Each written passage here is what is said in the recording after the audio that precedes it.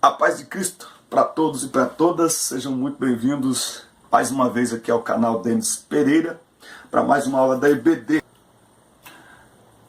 Muito bem, meus irmãos, chegando aqui com a aula 3 na classe D, Juvenis. Estamos estudando sobre ética para a juventude, a natureza moral do ser humano. E criou Deus o homem à sua imagem. A imagem de Deus o criou, macho e fêmea o criou. Gênesis 1 e 27. A leitura bíblica em classe está aí mesmo, Gênesis 1, do 24 ao 31. Opondo-se às várias teorias, mas principalmente à evolucionista, a palavra de Deus assevera que o homem foi criado à sua imagem e semelhança e que ele não é obra do acaso. A criação do homem, porém, envolve muito mais do que a formação de um boneco de barro e a mulher a partir da costela de Adão, pois o relato bíblico afirma que algo de Deus foi impresso no ser humano. Estudemos assim a imagem e semelhança de Deus em nós e suas implicações. Então, não foi só um boneco de barro.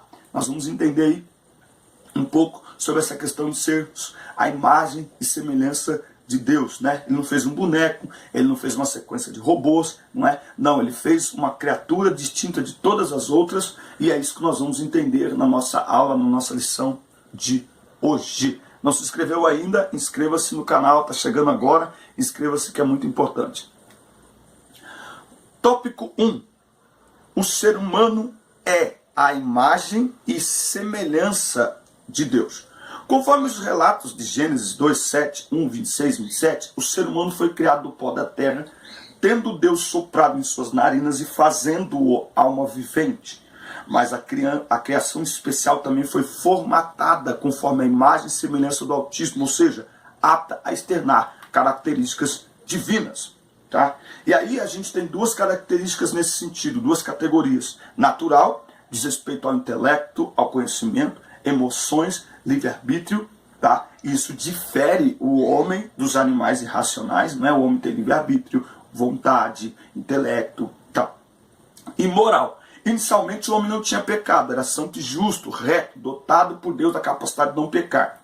É necessário esclarecer ainda que esta imagem de Deus não quer dizer que somos pequenos deuses, mas sim que ocupamos um lugar especial na criação divina, tá? Então, ser criado à imagem e semelhança de Deus não significa que a gente tenha alguma posição de divindade dentro da criação, não, mas que somos uma criação especial da parte de Deus. Tópico 2. O ser humano como portador do caráter moral de Deus. Dotado da capacidade de não pecar, o homem resolveu duvidar da palavra de Deus, dar ouvidos à serpente, colocar em dúvida a bondade do Senhor e, por causa da ambição, pecar. Afetados agora pelo pecado, Adão e Eva já não conservavam mais seu estado original de santidade, justiça e retidão, mas contaminados pelo erro, tendo ciência do bem e do mal, tiveram pela primeira vez medo de Deus, rompendo assim um relacionamento ímpar com o Altíssimo. Tá? Então, a primeira coisa que o pecado faz, ela nos afasta daquele de quem devemos nos aproximar. Ela cria uma parede de separação entre pai e filho, entre Deus e homem, entre criador e criatura. Então, toda a raça humana foi afetada, e a partir daí, todo ser humano nasce naturalmente inclinado para o mal. Por isso que a nossa identidade é: sou pecador. Davi, no Salmo 51, ele faz uma linda oração, e a oração de Davi é linda exatamente por aquilo que ele fala. Pois sou pecador desde que nasci, e em pecado me concebeu minha mãe. Porque é isso que nós somos, pecadores. Diante de um quadro tão triste, Deus cumpriu sua promessa no Éden, não é? E enviou para nós, no tempo determinado, o Cordeiro de Deus, que tirou o pecado, não apenas de uma pessoa, mas de todo o mundo. E aí, ele faz com isso ele nos dá a possibilidade de termos novamente a imagem que foi perdida lá no Éden. Pois se por um homem entrou o pecado no mundo e pelo pecado a morte, assim também a morte passou a todos os homens. Não é? Então, o pecado através de Adão passou para todos os homens. Só que aí a graça também, ela é abundante sobre todos os homens pela justificação da vida. Então, nós podemos, através de Cristo, viver uma nova vida.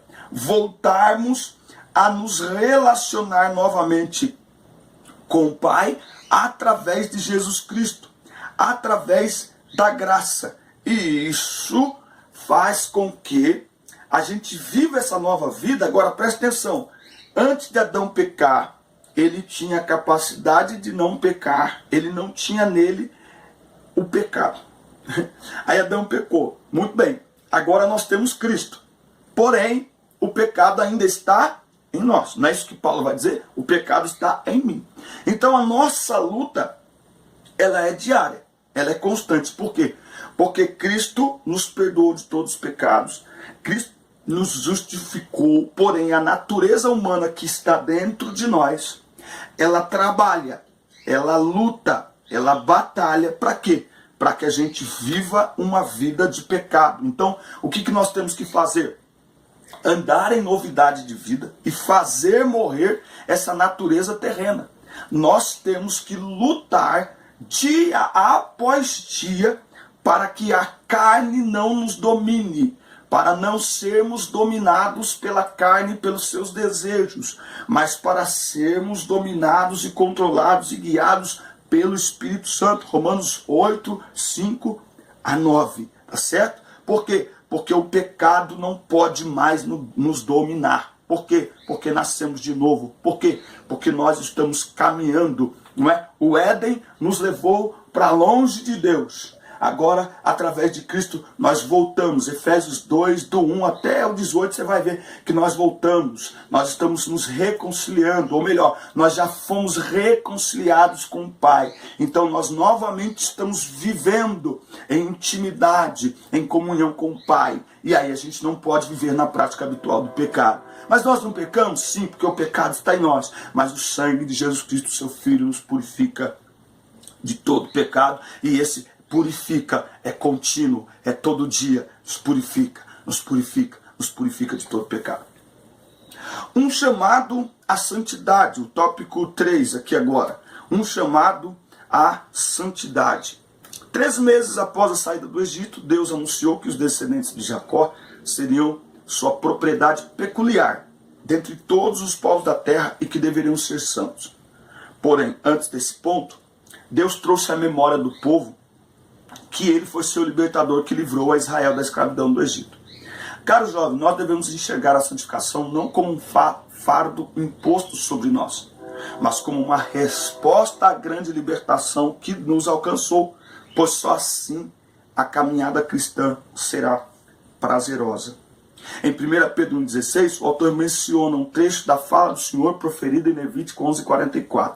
Sede santos, porque eu sou santo.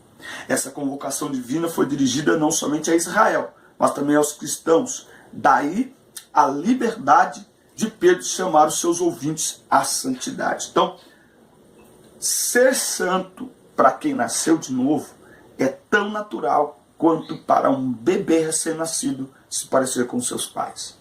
Ser santo é se parecer com o Pai. Ele diz, sejam santos, porque eu sou santo. Código de santidade. No livro de Levítico, mencionado por Pedro, há uma parte chamada por alguns teólogos de Código de Santidade, que são os capítulos 17 a 27. Nesta porção, Israel é chamado a adotar a santidade como um estilo de vida. Não é? Essa que é a questão. Não como observação cega de regras. Tá? É possível observar no Código de Santidade a disciplina para a vida santa, na alimentação correta, na pureza sexual, na pureza sacerdotal, nas festas sagradas, no lugar santo e o nome santo, nos anos sabáticos e no jubileu, nos 2 caminhos, nos votos religiosos. Deus não queria um povo santo só em termos de culto, oração, jejum, mas a santidade exigida por Deus vai além e alcança todas as áreas da vida humana. falando de santidade, uma coisa que nós precisamos entender é o seguinte, que santidade não se exige do outro. Santidade não é o que eu projeto no outro. Santidade é o que eu busco na palavra de Deus para a minha vida. Por isso que a palavra sempre está colocando santidade num termo em que eu devo olhar para mim. Não é? Então, antes de você tirar a trave do olho do teu irmão, tire o cisco do teu olho. Não os conformeis com este mundo, mas transformai-vos. Acontece que eu quero que o outro mude sem que eu mude. E eu não posso fazer o outro mudar, eu só posso mudar a mim mesmo. Então a mudança começa em mim. A santidade começa em mim. Quando eu começo a olhar para o outro, para a roupa do outro, para o cabelo do outro, para a conversa do outro, enfim, quando eu começo a olhar, eu estou esquecendo de mim mesmo. Tá certo? Santidade no século 21. A santidade é também necessária hoje, pois devemos observar as regras estabelecidas para a igreja, mas não somente sobre o que podemos ou não fazer, pois Jesus ensinou que o pecado não está ligado somente às nossas ações, mas também em tudo em relação às motivações. Então, olha só, gente, nós como cristãos, nós não respondemos apenas a pergunta se tal comportamento é pecado ou não. Não é só essa pergunta que, como cristãos, para viver uma vida de santidade, nós devemos fazer. Então vamos lá, primeira pergunta, se tal comportamento, tal conduta é pecado ou não é? Essa é a primeira pergunta que você tem que fazer. Primeira coisa.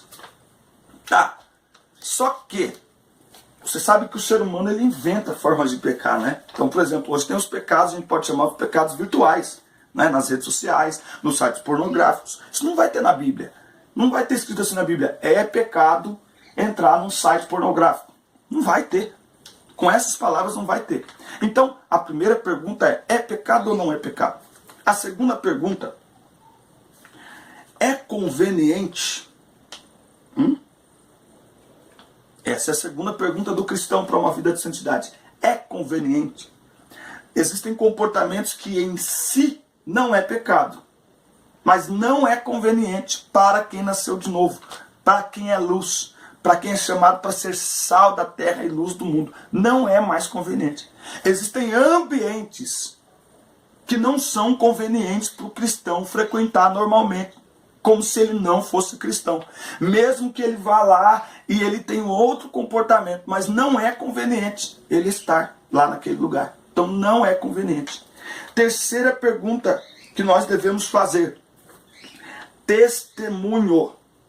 Este comportamento, este lugar, esta forma de viver, dá testemunho de que eu sou salvo em Cristo Jesus, de que eu nasci de novo, mostra para as pessoas que a minha fé é autêntica, é verdadeira. Então eu tenho que fazer essa pergunta também, testemunho.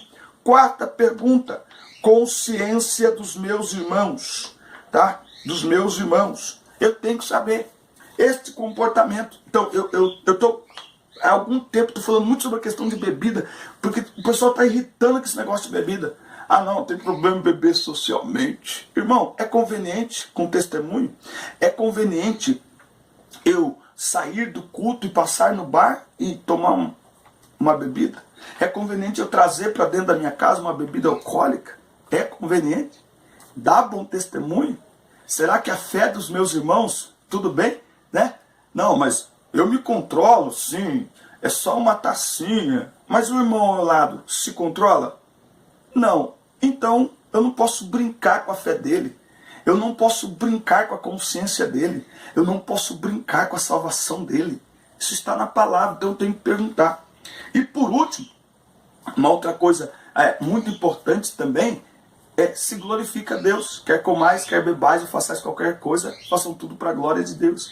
Tal comportamento glorifica a Deus? Leva as pessoas a glorificar a Deus ou não? Então o cristão, ele tem que fazer uma série de perguntas, não é só se é pecado ou se não é pecado. A Bíblia não é um livro reduzido a esta pergunta, não é? Então eu repito, há comportamentos que em si não são pecado, mas são inconvenientes à conduta cristã. Se não são pecado para mim, mas fazem outros pecarem, ainda que por murmuração, ainda que por imaturidade, eu devo, por amor aos meus irmãos, abrir mão de tal comportamento para não fazê-los pecar, porque com isso eu estou pecando também. Então, a vida de santidade, ela é um convite para toda a forma de viver, para toda a maneira de viver, tá? Então, a santidade não se reduz ao templo,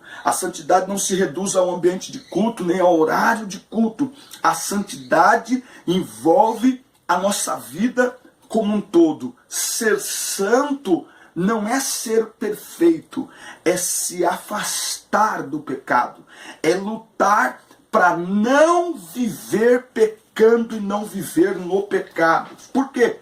Porque a natureza pecaminosa está em nós. Então nós pecamos, mas o santo é quem não se acostuma mais com a sujeira do pecado. É quem procura não pecar, mas quando peca, corre arrependido buscar o perdão de Jesus. 1 João 3:6. Quem permanece nele não continua a pecar, mas quem continua a pecar não conhece e nem entende quem ele é. Então, ser santo não é quem não peca, é quem se limpa todos os dias. Você sabe qual que é a maior mentira do diabo para os dias de hoje? A maior mentira do diabo para os dias de hoje, e essa mentira muitas vezes ela é fortalecida até por algumas palavras ditas do púlpito. Ela é o seguinte: já que você não consegue ser um crente de verdade, é melhor não ser. Já que você não consegue ser santo de verdade, é melhor você sair da igreja. E é tudo ao contrário. Por quê? Porque é perto de Jesus que nós somos limpos. É através do sangue de Cristo que nós somos purificados. Então, quanto mais dificuldade a pessoa tem em lidar com determinado pecado, mais de Deus ela precisa, mais na igreja ela precisa ficar, porque ali tem palavra, ali tem consolo, ali tem o poder do Espírito Santo agindo sobre a vida dela, e nós temos que entender isso. Igreja é lugar de tratamento, igreja é lugar das pessoas que estão caídas serem tratadas, serem cuidadas, serem levantadas, cuidadas uns dos outros, mas para isso é preciso aceitar o tratamento, para isso é preciso se curvar ao tratamento, para isso é preciso se entregar ao tratamento e deixar Deus, através da palavra e usando pessoas, nos tratar, cuidar, para que nós possamos ter uma vida limpa, purificada pela palavra de Deus. Então, nós precisamos viver uma vida de santidade. Por quê? Porque sem santificação ninguém verá o Senhor. E aí eu termino essa aula com esta reflexão. Quem não procura viver uma vida de santidade, ele está dizendo que não acredita, ou que pelo menos não está preocupado com a volta de Jesus. Porque sem santificação, ninguém verá ao Senhor.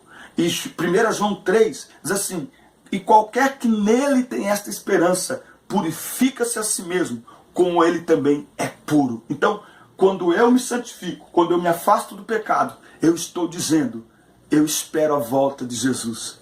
Eu não vejo a hora de acontecer o arrebatamento. Quem está na igreja e vive uma vida de qualquer maneira, ele está dizendo com as suas atitudes que para ele o arrebatamento é uma utopia, uma ilusão.